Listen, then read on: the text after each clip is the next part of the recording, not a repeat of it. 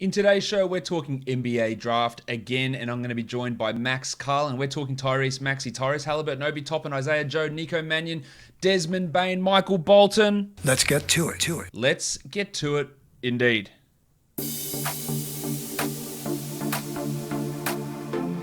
You are Locked On Fantasy Basketball, your daily fantasy basketball podcast, part of the Locked On Podcast Network.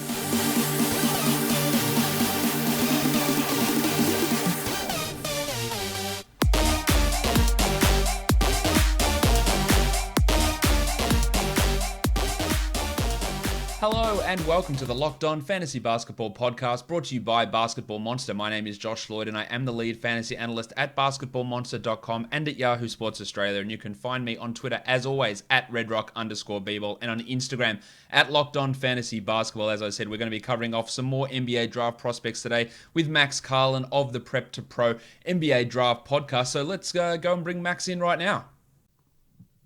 Welcome to the show, Max Carlin from the Prep2Pro NBA Draft Podcast. Max, welcome in. Hey, thanks for having me.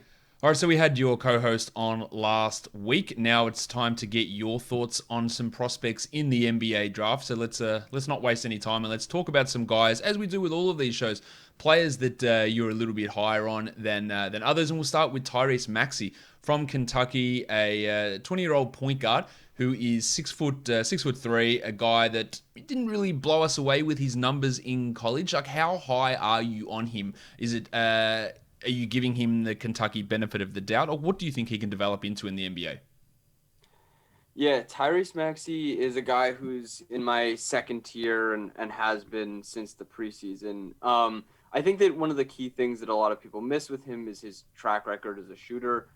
People are, I think, see that three-point percentage from his freshman year at Kentucky, and it was not a good number. It was sub 30%. But his track record as a shooter is incredibly strong, not just to the point that I have cautious optimism, but that I'm actually quite confident in him being a pretty high-level shooter from three and mid-range. And so what that then plays into is an idea of him as a really, really competent three-level scorer. At Kentucky, he was a great guard finisher. He's incredibly strong, incredibly balanced, has really, really special craft around the rim, just knows how to use his body to protect the ball, use the rim to protect the ball, and that comes together to be a really impressive guard finishing package. On top of that, he has an elite runner. It was actually constrained a bit at Kentucky. We didn't see that much of it, but was a pretty special guy from floater range in his high school days.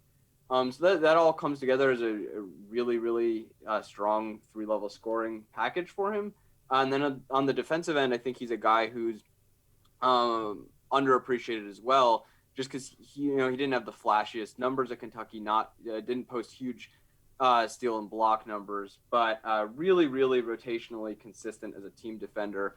Just a smart guy who doesn't make a lot of mistakes there. Brings a lot of impact, I think, even as a team guy with well-timed stunts and digs and that sort of thing. And then on the ball, I think he moves really well laterally, tries very hard, is strong, has some positional versatility there that I think he didn't show as much at Kentucky as well. Really can kind of get into bigger players. So I think that he's just a really, really good two-way guard. Not going to be leading your offense. He's not that sort of developed pick and roll player, that high level reader of the floor, but as a complementary guy, I think he brings a lot as a two-way guard. So you mentioned the shooting numbers. Like, the 83% free throw shooting is encouraging for three-point projection. 120 free throw attempts, 113 three-point attempts, only 29%. But if you look at his AAU shooting numbers, of course, the stats I've got access to here are pretty limited, but it was 41% shooting on three-pointers at 7 attempts per game, so that's encouraging. Now, you talk about him as a point guard type player. A name that comes to mind because of the Kentucky connection is Jamal Murray, who is a point guard in the NBA who doesn't generate huge amounts of assists. He's mainly there as a scoring point guard. I'm not saying that Tyrese Maxey is Jamal Murray at all, but in terms of that point guard who's not a high assist guy, who's not a set your offense up, run your offense type of a player, is that the archetype of a player that you think Maxey could become? Yeah, I think Maxey fits very nicely into a situation where someone else, ideally a larger player like Nikola Jokic, is really the fulcrum of the offense, and he can get his offense attacking closeouts, attacking a tilted defense. If you say you have a bigger creator running pick and roll on the other side of the floor, yeah, he brings value as a cutter, as a guy who's, I think, a versatile shooter and will be able to shoot running off ball screens as well. So yeah, I think that role wise, yes, you're looking at a guy who's guard sized, but is not going to be, the center of your offense is not going to be Tyrese Maxey running a bunch of pick and roll. It's going to be Tyrese Maxey playing off of some other creator. I guess the hard part there is finding that other player, because there's only one Nikola Jokic almost in the history of the entire NBA. So finding that other guy to have that fit is interesting. Now, whether that's, that could be someone like LeBron James as a creator from the wing, but someone else who can run things. It's not always the easiest thing to find, but I obviously agree with that assessment that he can be that point guard size player, but working more as a scorer, finisher, rather than a creator and a guy that sets up and runs everything on this team. So in terms of you being higher on him, like he's sort of mocked in the 10 to 15 range in a lot of spots. Would you go higher than that? Yeah, where are you looking at him in terms of draft value? Yeah, I'm taking Maxey in the mid lottery for sure. I think that complementary package is just really, really complete for him. If this were a better class, if there were more guys I thought had serious creator equity, Maxey would not factor in that highly. But just kind of the nature of this class, and I do think that it's a really valid point that it's hard to find those bigger creators. But I do think that that's kind of where the NBA is trending, and there are more and more of those guys. From Ben Simmons to Jason Tatum to Nikola Jokic, LeBron, the list goes on. There are more and more of these guys. The next guy that you want to talk about that you're higher on is someone that we haven't talked about yet on this show, so I'm excited to get into it, and that is Isaiah Joe, a guy that declared for the draft, withdrew from the draft, and then put himself back into the draft. The shooting guard from Arkansas, a really, really strong shooter, 21 years of age. He is 6'5" as a shooting guard. Now, people will look at the percentage from his sophomore season and say 34% from three is not great. He took almost 11 attempts from three per game. He hit 3.6 of them. He was a 41% three-point shooter as a freshman. And to me, the Isaiah Joe, I guess, reduction in his three-point percentage is the fact that he was just taking so many more harder shots, and the volume is what's more impressive, along with the 89% free throw shooting versus looking at 34% and going, yeah, that's not great. To me, the fact that he's bombing that much and the difficulty of the shots is what gives me real confidence in him being a top-level shooter in the NBA.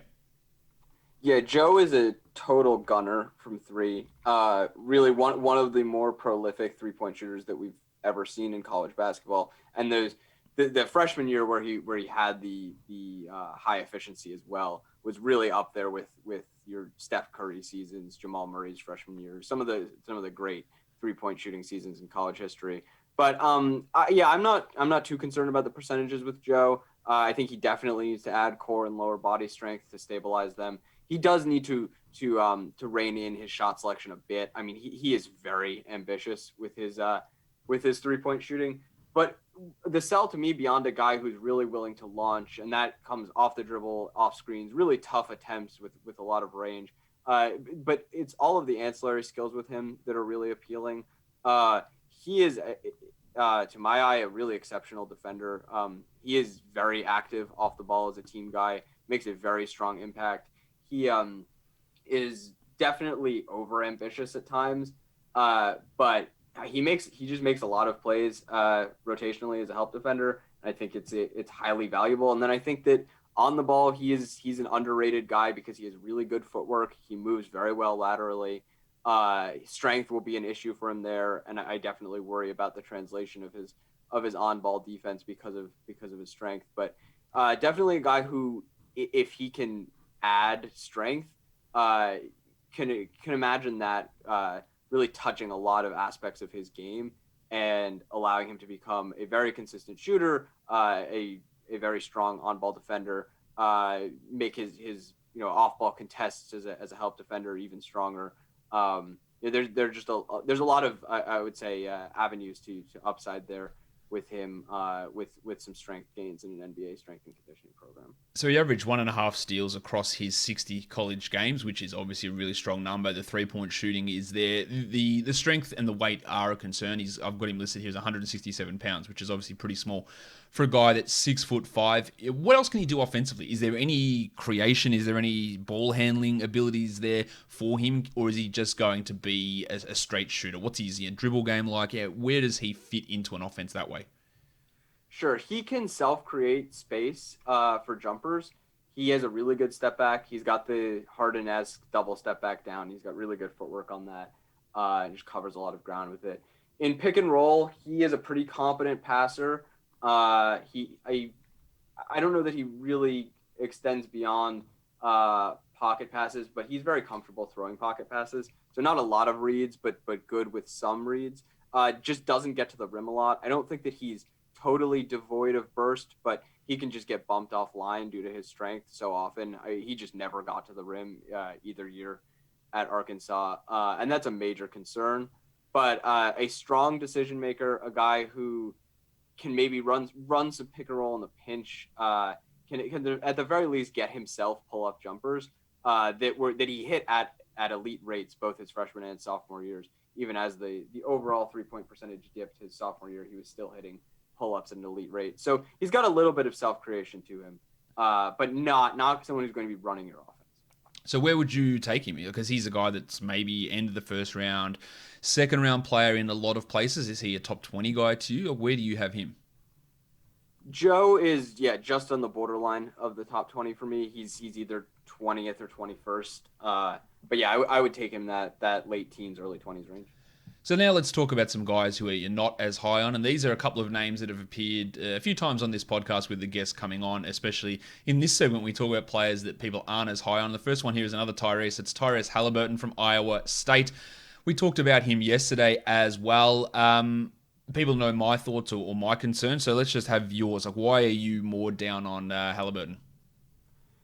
I just don't buy any creation equity from Haliburton, really. The fact that he doesn't have the handle, burst, strength to get by anyone, and that then he doesn't have the threat to pull up, that he's not going to really threaten you as a finisher, either by getting there or finishing once he's there.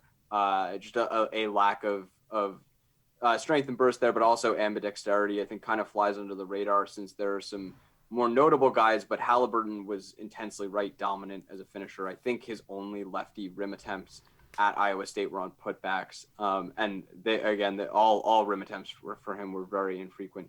So I don't think that he has the ability to threaten on the ball as a scorer, which then puts him into an off-ball role. And I view him as kind of a linking player, a guy who makes extra passes, who hits spot ups, who relocates intelligently. And those things have value, and I think that they raise the ceiling of a team. But I'm just very skeptical of the overall value that's provided by playing that role.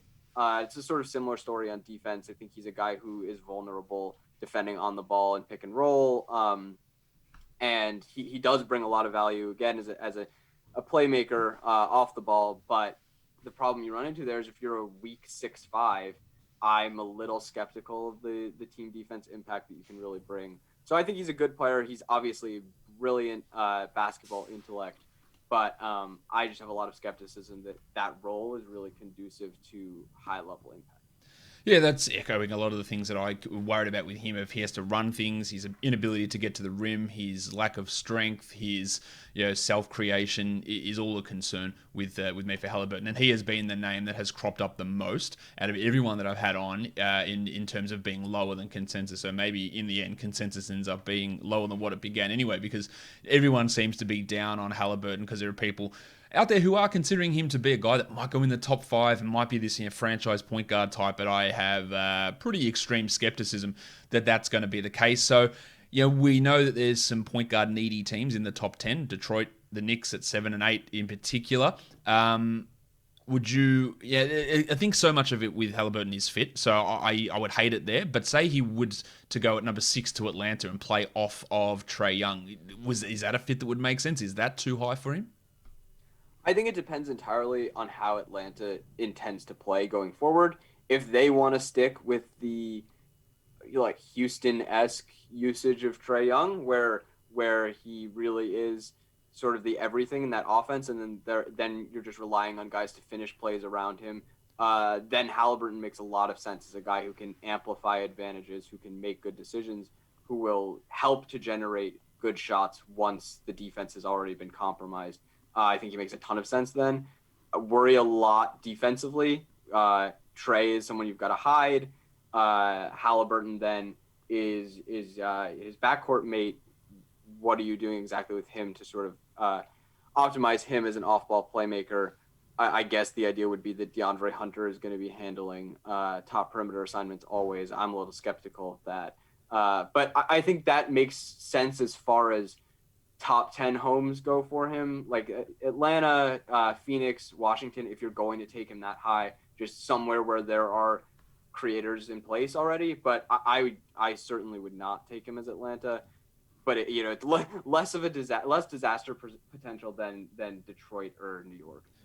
The next guy to talk about here in terms of someone you're a bit lower on is another name that's cropped up quite a bit, and that's Obi Toppin from Dayton, a guy 6'9", 22 years of age, going to be 23 at the beginning of next season or a month or so into next season as a power forward. I've talked about my concerns for him. Older as a draft class guy, inability to really move with his stiff-looking hips. Defensively, he's poor. Someone had an interesting comment to me here on one of my past videos, saying that if you look at starting NBA power forwards, or guys that you're projected to get started minutes, you say, ask yourself this question: could Obi Toppin play as good or better defense than these guys? Kevin Love, Larry Markkinen, Sabonis, Bertans, Blake Griffin, Melo, Julius Randle, Kyle Kuzma, or Michael Porter.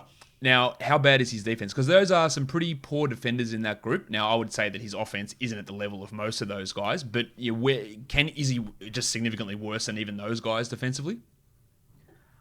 I think the biggest problem with Obi defensively is that there's kind of nothing you can do with him. He's not a 5 and he's not a 4. I think that the mobility concerns are often reduced to the idea that he can't defend individually on the perimeter, and I think that it runs a lot deeper than that in reality. I think that this is a guy who's so immobile that he truly can't stunt and recover in time. And that is pretty disastrous when you consider on a play-by-play basis how many little movements a defender is supposed to be making in a team construct. I think that that's pretty damaging with Obi. And then thinking just more broadly, I just don't know how you go about extracting any sort of positive value from him defensively, short of playing him in a zone, really, just because of his issues backpedaling and then jumping out of a backpedal. I think that people assume that he's some great vertical athlete in all senses because he is so good vertically on the offensive end. But it's very important to remember that there are differences in how vertical comes. And for Obi Toppin, vertical out of a backpedal, which would be relevant in something like a drop coverage, is a real struggle. So I don't think that it's really viable to be playing him as a center. The mobility issues make him not viable as a 4. So I just don't really know what you do with him. I don't know how you build a team around him. I think there are very few guys that are sort of that big man complement to him. So I think it just really, really egregiously compromises you from a team building standpoint outside of or to a much greater extent than these other sort of weak defensive 4s. So we know it would be a disaster for him to go at number 5 to Cleveland, which has been heavily talked about. But how disastrous is it if he's a top 10 pick, if he's a lottery pick, or would you just have him look just not even close to that area? I think if you're in the rare situation that you have a perfect complement to Obi Toppin, that you could take him pretty high because there is a lot of offensive value there. I'm generally a bit low on him because I think that in addition to the defensive issues, that he's sort of a fundamentally complementary offensive player rather than another one of these rare hub guys. So 10 would be a little high. That's probably the absolute top end of his range for me. But yeah, if you're in a rare situation where you have someone like, say, Porzingis, who I do think is someone who could enable Obi, if you're in that situation, I could definitely see taking him as high as something like 10, but just so few teams are in that situation because those perfect complements are intensely rare. Yeah, that's the thing, is finding that right guy to pair with him. And then do you want to be investing in building your team around a guy like Toppin when perhaps he's not that good really in the end of things? And some of the offensive stuff is impressive. I still have some worries about his three-point shot. I want to hear your take on this because, look, he shot some really good three-point numbers, but the attempts aren't huge, and the free throw shooting's not spectacular, 70% over 2 years in college. How convinced are you that he can be a high 30s three-point shooter? I think he can be a good shooter, a solid combination of volume and efficiency. I just am skeptical of real versatility with him. I think everyone's seen that shot against Kansas, the step back pull up. That's not in his game. He didn't shoot pull up jumpers this year. He's not a guy who's sprinting off screens like Karl Towns. So I think that he has some value as a pick and pop big man for sure. And I think that in concert with his ability as a roll man does make him a really interesting option as a dual threat roll man. But I don't think that he's some special big man shooter by any means. Let's talk about another couple of guys here to round out the show. And first one of those we're going to talk about is a point guard from Arizona, originally from Italy. A couple of shows back I said he was from France. Obviously got that one wrong. He's from Italy, Arizona. Now Nico Mannion, the 6'3" point guard. He's 19 years of age. Mannion averaged 14 points with over 5 assists, 1.2 steals, shot 33% from three. A guy that's sort of a back-end first-round type of a point guard. I feel like his college season was probably a little bit disappointing considering some of the hopes some people had for him heading into the year. Is he a guy that is a high-end NBA backup? Could he push to be a starter? What are your thoughts on Mannion? I think that he's kind of another guy that fits this mold of maybe guard side player who needs to be alongside another creator. I think that in bench units, a guy who maybe has more of a leading a unit equity than someone like Maxey. But a lot of the most appealing aspects of Mannion to me are off the ball, that he is, for my money, the best off-ball relocator in the class, that he's just really, really smart with after he gives the ball up, just relocating, getting himself open, and he has that versatile shooting to capitalize on that. Just generally a very, very intelligent player, and that shows up on both ends of the floor. But lacking in strength and burst to really be breaking guys down off the dribble, doesn't have a handle like that. Kind of pretty reliant on the ball and tough shot making as a pull-up shooter. Doesn't really get to the rim, really reliant on his runner and contact averse there. So I think he's another guy who fits in as playing more off the ball alongside a bigger player. And in a perfect context, again, someone like playing off of a Ben Simmons or something like that, I could see Nico Mannion, if he hits a high-end outcome as a shooter, definitely sliding in as a starter in the perfect context, but more of a rotational guard who has some role versatility. His assist numbers are intriguing because often in college you don't see players with high assist numbers. Over 5 per game in 32 minutes is a pretty strong number. What's his passing and vision like, or are these just some cheap type assists? Now, he's a very, very skilled passer. He is highly intelligent with very good vision, has a really nice feel for your probing baseline, and can throw off a live dribble with both of his hands. He is a genuinely very smart passer. And in a sort of off-ball role where he's getting to attack situations where he's having advantages created for him. If he's attacking a closeout or coming off an off-ball screen, I think that he can be trusted to make very good decisions. And I mean, beyond that, truly manipulate the defense into creating some really good shots. He's a very legitimately good passer. The last guy I want to talk about here is another guard who's projected around that end of the first round type area, and that's Desmond Bane out of TCU, a shooting guard, 6'6", 22 years of age, so on the older end of things. A guy that averaged 16 points per game and legitimately elite shooting numbers, 43% over his entire college career, 44% last season on 6.5 attempts per game. Of course, he's a 4-year player.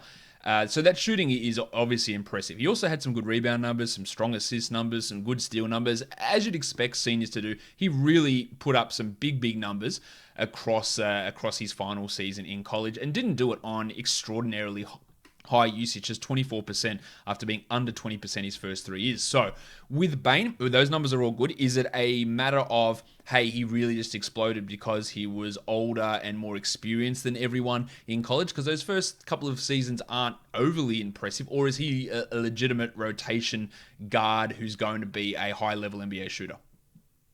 Yeah, he's an NBA rotation guard. Just a really, really good player.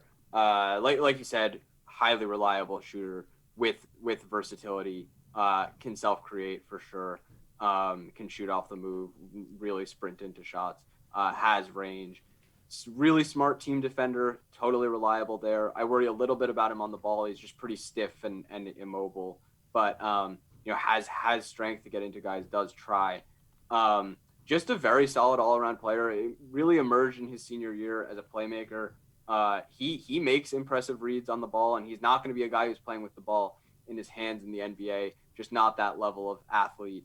Not going to be really getting to the rim like that. And sort of despite his frame, doesn't play super physically on offense. Not a guy who barrels his way to the rim.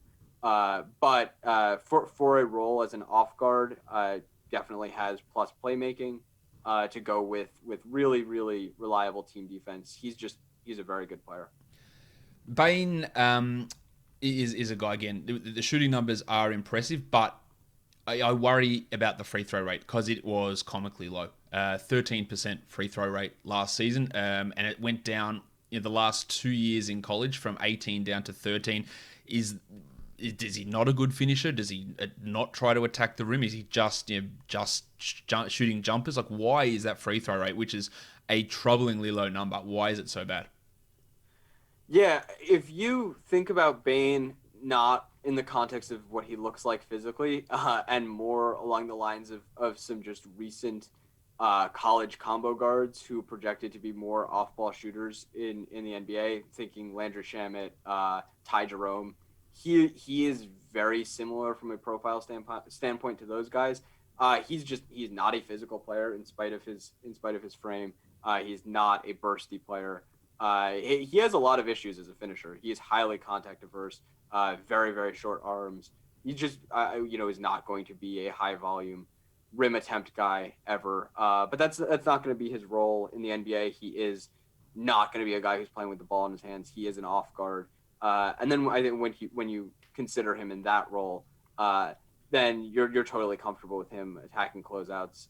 He's no longer a guy who's going to be relied upon to break down the defense with the ball in his hands.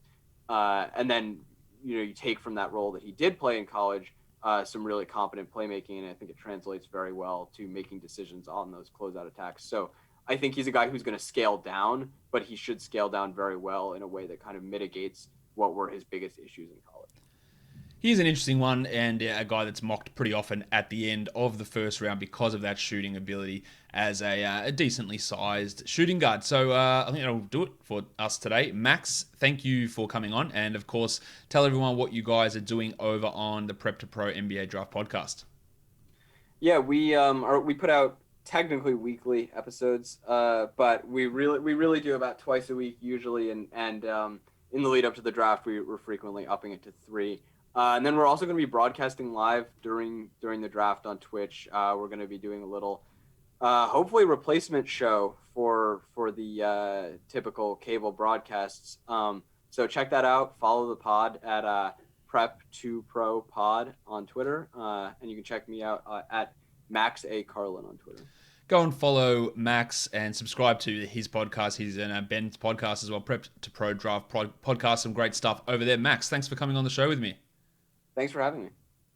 All right, that brings us to the end of today's show. Make sure that you are checking out the description below or in the show notes here, because I have got a link in there to the new Discord server. Lots of people in there talking fantasy basketball, so jump in there. Also, a link to vote for the Locked On Fantasy Basketball podcast as the podcast of the year, so go and do that. And if you want to join a fantasy league coming up, there is also a link to that in the show notes. Matt and Brendan over at Fantasy Basketball International running a bunch of really, really great leagues, so if they're the leagues that you want to be in, They are the leagues you want to be in, so I highly suggest go and make an application over there, because they have some high quality leagues, different formats, great stuff for those guys over there. Don't forget, guys, subscribe Apple Podcasts, Google Podcasts, Stitcher, Spotify, and on YouTube. Give it a thumbs up, leave a comment down below, guys. We are done here. Thank you so much for listening, everyone.